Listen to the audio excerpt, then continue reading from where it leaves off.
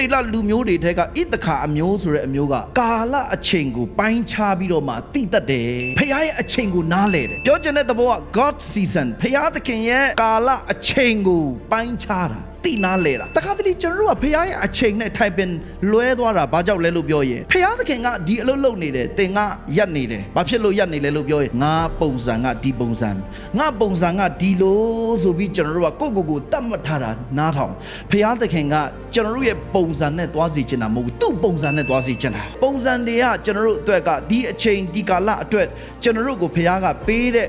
revelation နဲ့အခြေအနေအချိန်ကအတွက်ထိုးဖောက်မှုရကောင်းရပေမဲ့နောက်ထပ်ဒီပုံစံကနောက်တနေရာနောက်အခြေအနေတစ်ခုအတွက်အသုံးဝင်ခြင်းမဝင်မယ်ပြောချင်တဲ့သဘောကယောရှုတို့အဖွက်ကယေရခေါမြို့ကို9ကြိမ်ပတ်တယ်9ရက်ပတ်တယ်အော်တယ်ပြိုကျသွားတယ်ရန်သူတွေကိုတိမ့်နိုင်တယ်နောက်တစ်ကြိမ်အဲ့ဒီလိုမျိုးပတ်ရအောင်ဆိုပြီးမပတ်ဘူးဘာကြောင့်လဲလို့ပြော God season ဖခင်ရဲ့အချိန်မှာကျွန်တော်တို့ကဒီအချိန်အတွက်ဒီအချိန်နေအတွက်ဖခင်ကတင့်ကိုဒီတကားတွေပွင့်ဖို့အတွက်ဝိညာဉ်တော်ကနိုးစော်တယ်ဖွင့်ပြတယ်အဲ့ဒါကြောင့်ကျွန်တော်တို့ကဖခင်သခင်ရဲ့အချိန်ကိုနားလည်ပြီးတော့မှဖခင်ရဲ့အလုတ်လုတ်တဲ့ပုံစံကိုကျွန်တော်တို့သဘောပေါက်ပြီးဖန်ယူပြီးတော့မှဣသခါ spirit ဝိညာဉ်တော်ရဲ့အကင်းပါမှုဝိညာဉ်တော်အလိလာကိုနားလည်ပြီးတော့မှဣသခါဘိတ်သိက်ဆိုတာကာလအချိန်ကိုကြည်တက်ပြီးတော့မှဘာလို့တင်တယ်လဲဆိုတာကိုဆုံးဖြတ်ပြီးခြေလန်းသောဣသခါဘိတ်သိက်ဝိညာဉ်သဘောရဖို့အရောက်တိုင်းကောင်းကြီးပေးပါစေဣသရေလလူမျိုးတွေပတ္တခါသိုးငယ်ရဲ့အသွေးကိုတုပ်လိမ့်ပြီးတော့မှ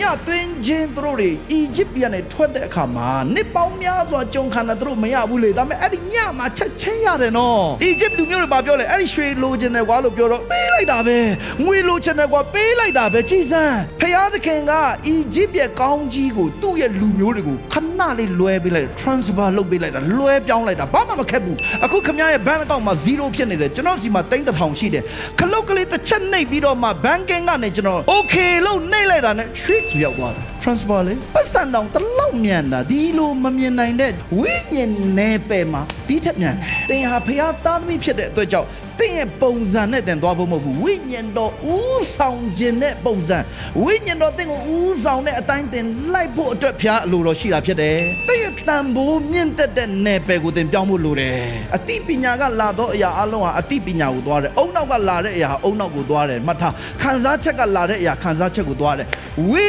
ညာဉ်ကလာတော့အရာဝိညာဉ်ကိုသွားတယ်